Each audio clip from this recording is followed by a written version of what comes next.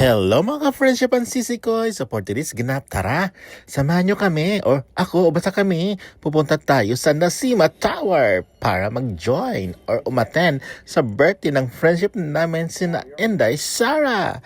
Dito kasi yan inhale niya kasi wala naman kasing space sa mga kondo namin dito. So dito yung pinaka madali.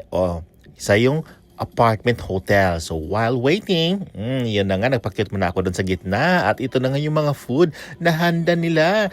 Naku po mga friendship, ang sasarap. Sabi ko pa talaga, bago ako pupunta dito, magdala sana ako ng plastic ziplock or kaya yung disposable na Tupperware, yung ganon. Kaso nga lang, nakalimutan ko. Sabi ko, mangingi sana ako ng ulam. Diba, wise yan, pang Sharon. Pero hindi ako nakadala. Yun na nga.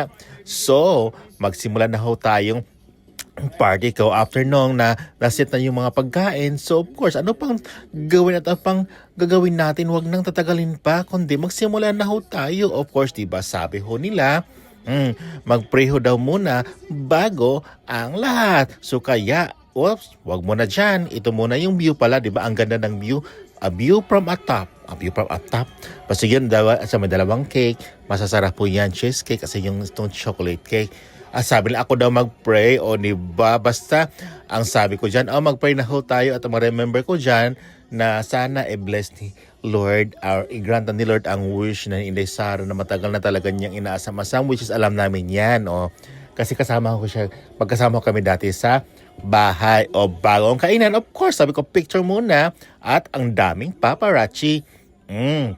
Sabi niya, kain na ho tayo. So, pues, kumuha na ho tayo dyan at tinan niyo yung plato ko. Turn na talaga sa t-shirt ko at sa chinelas ko. Best and red attire. Ayan ang kinain ko lang, palabok. Sabi ko, palabok muna ngayon ang first batch.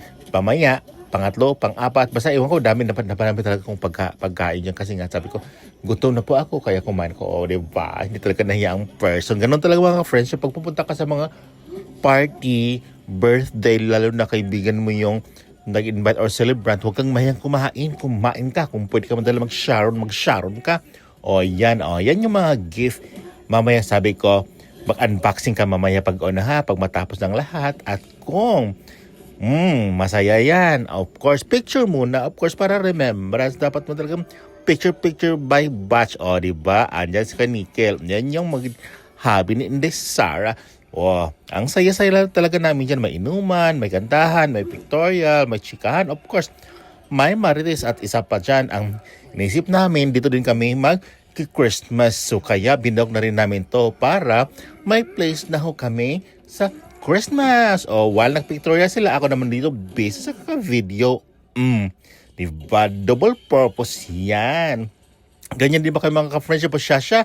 Hanggang sa muli, happy birthday Inday Sara. Thank you so much.